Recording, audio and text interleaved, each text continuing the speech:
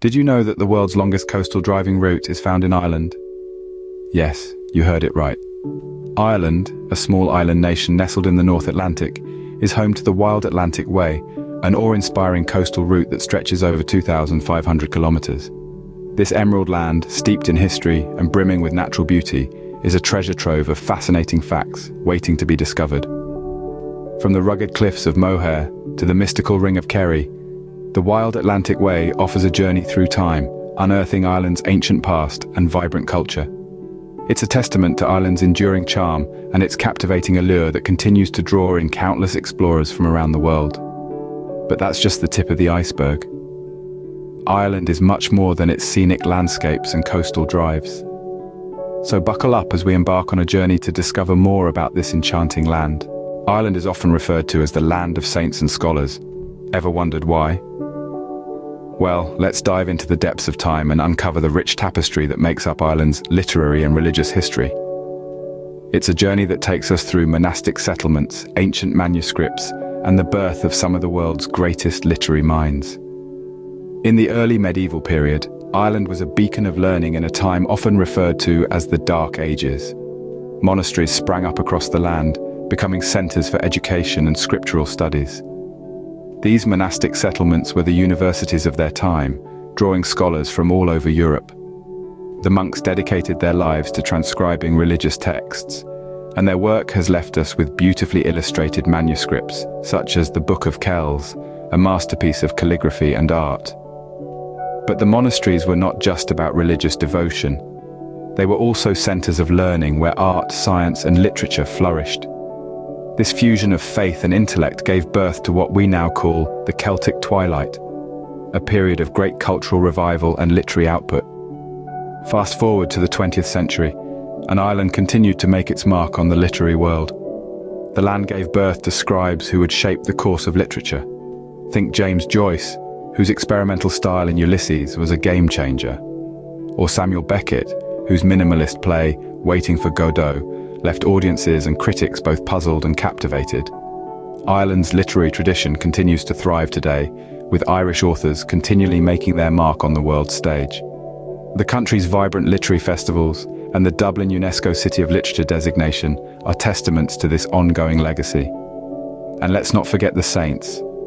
Ireland was the birthplace of St. Patrick, who is credited with bringing Christianity to the island. His life and teachings continue to have a profound influence on the country's religious landscape. With such a rich literary and religious history, it's no wonder Ireland is known as the land of saints and scholars. The ill-fated Titanic was built in Belfast, Northern Ireland. The ship, a symbol of industrial prowess, was born in the bustling shipyards of Harland and Wolff.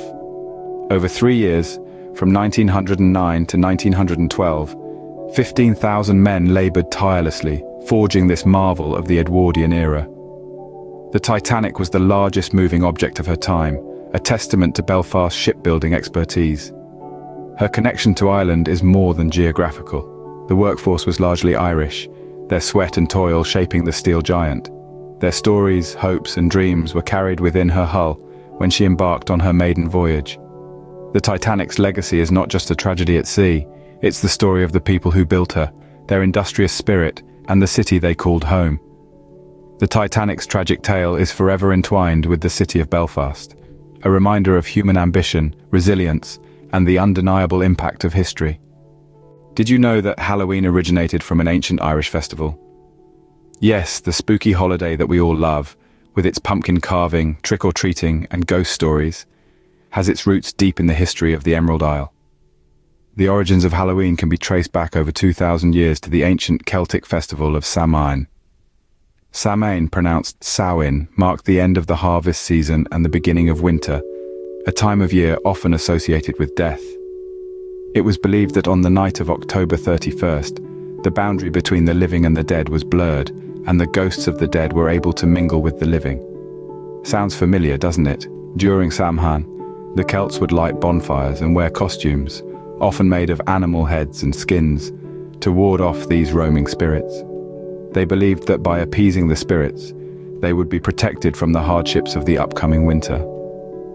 Now, these traditions might sound a bit more intense than your average Halloween party, but the essence of celebrating the supernatural and the unknown remains. As the centuries rolled on, Samhain began to blend with Christian holidays, eventually evolving into what we now know as Halloween.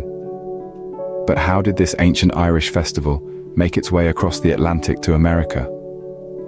Well, the answer lies with the Irish immigrants who carried their traditions with them during the Great Famine in the mid-19th century. They brought with them their tales of ghosts and spirits, their tradition of dressing up, and of course, the carving of turnips, which would later become the carving of pumpkins, a staple of Halloween as we know it today. So, the next time you're bobbing for apples or donning a spooky costume, remember that these traditions have traveled through time and across oceans, from ancient Celtic festivals to modern-day celebrations. So next time you celebrate Halloween, remember its ancient Irish roots. You might know English and Gaelic, but have you heard of Hiberno-English? Let's dive into the fascinating world of languages and speech, particularly the unique dialect of English spoken in the Emerald Isle, known as Hiberno-English. Hiberno-English is not just a simple variation of the English language, it's a delightful blend of English and Gaelic, Ireland's native tongue, reflecting the country's rich history and cultural heritage.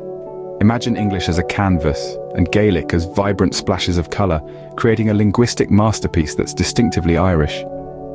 The syntax, the idioms, even the cadence of the spoken word in Hiberno-English all bear the indelible mark of Gaelic influences. Now you might be wondering, how does this unique dialect sound? Well, it's a bit like a linguistic dance. The sentence structure in Hiberno-English often mirrors that of Gaelic, lending it a rhythm that's quite different from standard English. For instance, instead of saying I am, you might hear someone say I am after, a direct translation of the Gaelic phrase tamitar ice, which implies a recent action. And then there are the idioms, many of which are directly borrowed from Gaelic.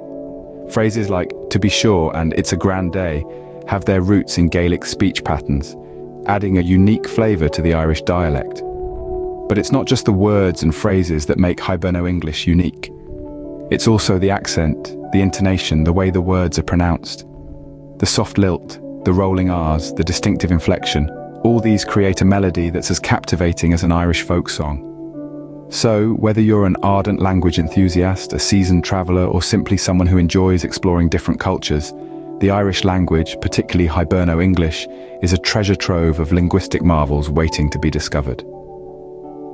Language is a vital part of a country's identity, and Ireland is no exception with its unique Hiberno-English.